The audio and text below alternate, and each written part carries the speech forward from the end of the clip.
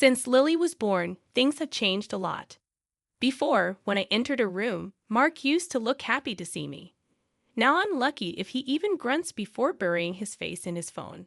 His job hasn't changed much, maybe even less stressful than before, but something in him turned off the day we brought her home. Mark used to like my paintings, but now he criticizes them. He used to admire my work, even had my best piece framed in his office once. Not anymore.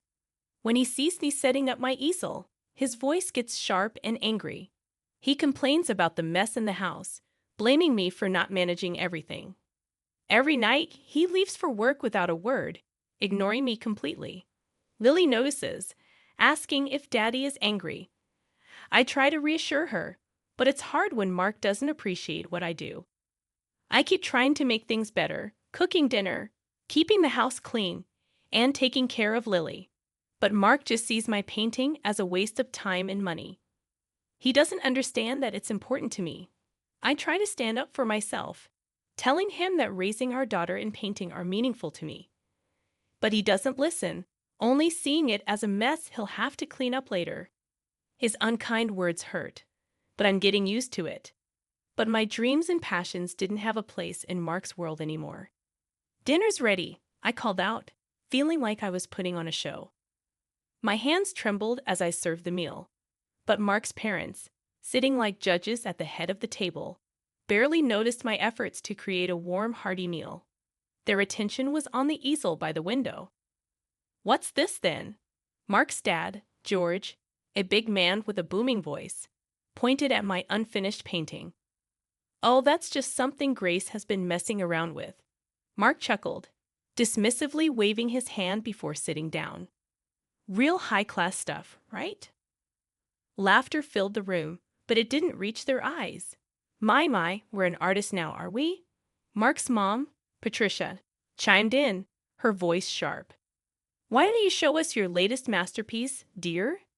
George's smile seemed more like a challenge than genuine interest. "It's not done yet," I muttered, but Mark was already walking over to the canvas, grabbing it with less care than he handled a dish towel.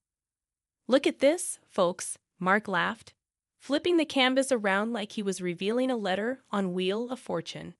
"It's supposed to be a landscape, can you believe it?" George's laughter erupted again. "Looks like a blind dog's nightmare," he joked, while Patricia shook her head disapprovingly, her nostrils flaring with each breath. "Why waste your time with this hobby? Get a job or do something, anything productive," Patricia said, as if no place would hire me. Mark snorted, setting the painting back with a thud that made my heart sink. "The job market's tough out there, and well, look at her." I felt the lump in my throat, my hands tightening into fists at my sides. "I do plenty. I take care of Lily and this house," I tried to say, but my words faltered under their collective stare. Patricia prodded at the food with her fork as if she suspected it was poisoned. "Taking care of your family is the least you can do," she sniffed.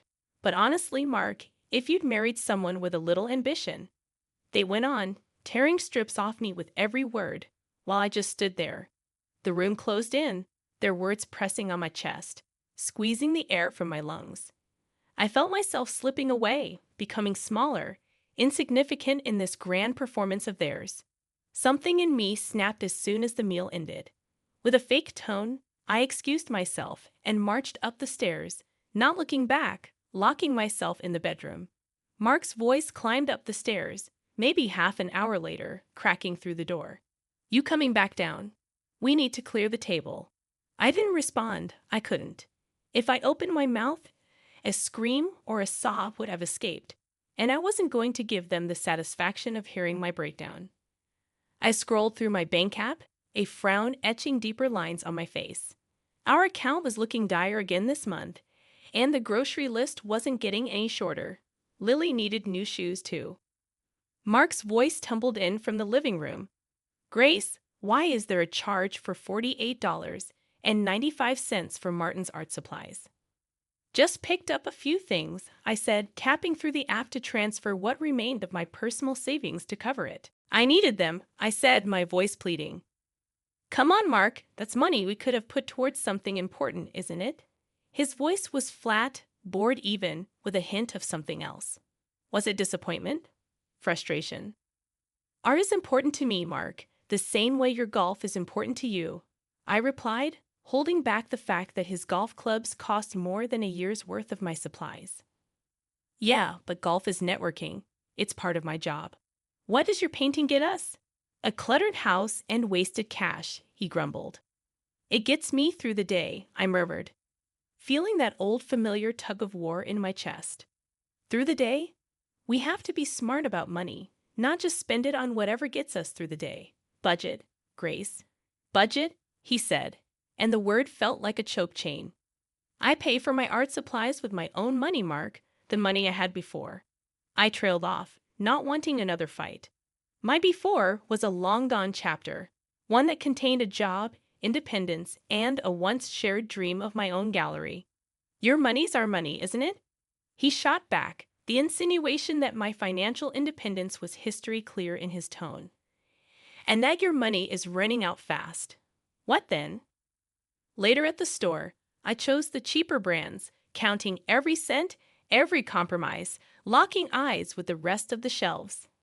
I bought the smallest tubes of paint, the ones I could slip into the cart without raising eyebrows. Back home, I unpacked the bags with robotic precision, every item a testament to our tightrope walk above financial ruin. Putting back some luxuries, are we? Mark commented, his gaze landing on the no-name cereal and store-brand pasta. Yes, tightening the belt, I answered without looking at him, hiding the receipts like a paper trail of my crimes. He hummed, rummaging through the bags like an investigator looking for a slip-up. Where are the Greek yogurts you like? And isn't this the cheap coffee? He asked. I shrugged, busying myself with placing a can of tomatoes in the pantry. Prices went up, had to make some cuts, I explained. Don't see any cuts in your art budget though, he said, a cold finger pointing out the new brushes I'd slipped under a loaf of bread. I turned to him, meeting his eyes for the first time since the conversation began. This keeps me sane, Mark. My art keeps me sane, I said firmly, clenching my fist around the countertop to stop the shake in my hand. Well, sanity's quite the luxury item these days, eh? He nodded towards the brushes, his words deliberate, biting. That night, I painted not out of passion but frustration. Each stroke was a challenge, a cut from our personal budget to fit it within the constraints of Mark's expectations. But as I worked, I remembered a time when these brushes were a joy to hold, not a weapon I had to defend. Mark was somewhere across the country, tangled up in business trip meetings, when he decided to drop the latest task on me. His voice buzzed through my phone, sounding like he was already out the door before he even finished his sentence. Grace, you've got to pull together a birthday present for my boss's wife, Clara. Her big day's in a week. Okay, do you have any cash set aside for that? I asked, squinting at our already tight budget on my laptop screen. Nah, you figure it out. Just make it look like we put some thought into it, he muttered, sounding distracted. Hang on, you want something nice. But I'm supposed to magic up the funds for it. I muttered to myself, feeling the heat rising in my cheeks. You always find a way to make it happen, Grace, Mark had said with that cheery little line, and then he was gone. I let out a long, slow breath, closing my eyes and trying to push back the frustration gnawing at my last nerve. I didn't have the cash, but I needed something that would knock Clara's socks off. No pressure, right? After a deep dive into Clara's online world, it was clear she had a thing for art. Her feed was full of gallery visits, pictures of canvases that probably cost more than our car. She even had photos with artists, talked about supporting the arts, patronage, and all that jazz. An idea sparked, and I grabbed it before it could blaze out of my mind. A painting for me. I had the paints, I had the canvas, and I sure as hell had the motive. I give Clara something no one else could, not off some high street. I spun the idea in my mind, letting it settle. I could picture the brush strokes already, feel the drag of bristles against canvas. It would be personal, and it'd be free. Bonus, a painting. Then decision made. I was going to need every minute of every day if it was going to look anything like the kind of stuff Clara posted. I pulled out my old easel, set it up in the living room, and got to work, all the while fingers crossed that my little slice of creativity would cut it in the high-stakes world of business birthday gifts. Day 1, postmark bombshell. I'm standing in the middle of my makeshift studio, a corner of the dining room I've cleared out, pushing the table against the wall. The morning light streams in, kind of highlighting the chaos of my art supplies spread all over. Mommy, what's all this? Lily, my 6-year-old, parks herself right in the middle of the chaos, her eyes as round as the splattered paint drops on the floor. Mommy's got to make a birthday present, baby, I reply, rifling through old brushes with bristles stiffer than my back feels. For a lady Daddy works with. I explain, snatching the brush from her before it becomes a makeshift sword or fairy wand. Lily's forehead scrunches up in confusion. But why can't Daddy buy something? Lily asked, her voice innocent. Lily, go watch your cartoons, will you? I need to think, I replied. I wasn't in the mood to unpack the complexities of our bank account or my marriage to a kindergartner.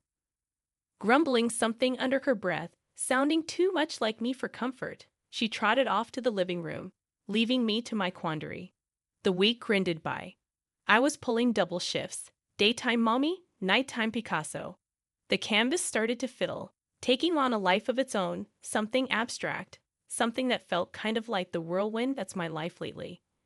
I didn't hear a peep from Mark, no check-in calls, not even a text asking how it's going. I guess he was too wrapped up in his charts and deals, and whenever he does that's too important to ring his wife. Lily, on the other hand, was my tiny shadow, always creeping back to watch me paint. You're really good, Mommy, she said on. Like, what date for? You should draw stuff more. I smiled because that's probably the best review I'll ever get. Think so, huh? Maybe I will. The night before the big reveal, the painting's finally staring back at me done. It's not just art. It's everything I haven't been able to say or do, all poured out onto canvas. I couldn't sleep that night, tossing and turning, thoughts swirling in my head. What if Clara hates it? What if Mark thinks I've wasted my time? What if? But the morning comes clear and bright. The painting's wrapped up, no fancy paper, just brown parcel stuff, but neat, with a nice bow from Lily's hair ribbons because why not? So there I was at the boss's wife's birthday bash, my arms wrapped tight around a package, the painting I hoped would be a hit. I slid through the crowd, eyes low, wishing I could blend into the wallpaper. Mark was there too, just flown in hot from his latest trip, looking every inch the man who had it all, except the picture-perfect trophy wife. His eyes swept over the women, polished and perfect in their cocktail dresses, then landed on me like a ton of bricks. I saw that look on his face, like he just bit into a lemon. He looked me up and down and shook his head, just enough so only I'd notice. The room faded a bit, like someone turned down the volume on the party, and all I could hear was my heartbeat in my ears. Then his gaze zeroed in on the parcel, all wrapped up and nestled in my shaky grip. His eyes flashed, and oh boy, I knew that look. I saw the storm brewing before the first word even shot out. What's that? He spat, barely keeping a lid on it. I pulled the package closer, as if I could shield it and me from what was coming. It's a gift, my painting. The words barely had a chance to hang in the air. A painting. You're kidding, right? Mark's voice boomed, loud enough to catch a few glances our way. I tried to shush him with my eyes, but he was past caring. You actually think this is okay? To hand her a piece of amateur hour? The whispers around us started, like the start of rain, soft but getting stronger. Mark, please, not here, I begged, my cheeks flaming up fiercely. Did you lose your mind? He roared, and the room didn't just pause, it froze. You make us look like fools. By now, we were the main event. Eyes flicked to us, then away, then back again, like they were watching tennis. I shrank, wishing I could melt right into the floorboards. His face was a shade of red I'd only ever seen on traffic lights. Great, just great grace. He vented, throwing his hands up. You don't think, do you? The heat in my face told me I was blushing, and not in a cute way. My hand shook, but I hugged the painting tighter because what else was there to hang on to? I took a breath, tried to remember why I thought this was a good idea. Now everyone's going to have a go at us, thanks to you and your dumb idea, he added, sharp as a knife. My mouth opened, words ready to tumble out to defend, or maybe just to tell him to put a sock in it. But what was there to say with the whole room's eyes burning holes into us? Instead, I just stood there, the fool he called me, wishing the ground would do me a favor and swallow me whole. The laughter after Mark's outburst felt like daggers. Even with the room spinning, I caught the boss's eye. He was just watching, all quiet, with something like confusion on his face. And his wife, Clara, she had this half-concerned, half-intrigued frown that actually gave me a sliver of hope. Clara waved a hand, cutting through the noise. Quiet down, everyone. Let's see what Grace has brought. I moved on autopilot, my hands still a bit jittery as they tore the paper from the canvas. The art spilled out into the room, all the colors and shapes I'd spent nights pouring myself into. Clara's eyebrows shot up. Oh my, she said, and the room hushed, like they were waiting for her to drop the hammer. But then she continued, this is quite something, Grace. Mark was still fuming by my side. Yeah, it's something all right, he muttered. I ignored him and searched Clara's face for some sign. It's for you, I mumbled. Happy birthday. She tilted her head, studying the painting like it was a puzzle. It's bold. I like bold, don't you, darling? She said, nudging her husband. The boss was a tough guy to read, but he nodded. Don't see something like that every day, he remarked. Mark tried to jump back in. Oh, come on, you're saying you like this mess. And there it was, the snap in Clara's voice as she turned to him with a squint. Mark, I'd watch it if I were you. Your wife has talent, and I won't have you embarrass her any further. It's unbecoming. The room fell into this tense kind of quiet, the kind where you could hear someone sneeze 3 houses down. Look at the colors, the feeling in it, Clara was saying. Now it's got life. Mark tried for a save. Well, sure, if you like that sort of thing. But Clara cut him off. I do. It's decided. This goes right in the foyer. I blinked. Was this actually happening? You sure, babe? The boss chimed in. It's not exactly. Clara shot him a look, and he trailed off. Standard, right? It's unique, he corrected himself. Her arm shot out to me. A beacon in the high heels and overpriced suit. See? Thank you, Grace. This here's a real gift, folks. It's got soul. And just like that, the murmur started up again. But they had a different tune. People were nodding, some even looking at me with what felt like respect. Clara, still holding my painting like it was a treasure, turned her eyes on me again. So Grace, she said, drawing the room's focus. Ever thought about showing your work, like in a gallery? Mark let out a scoff.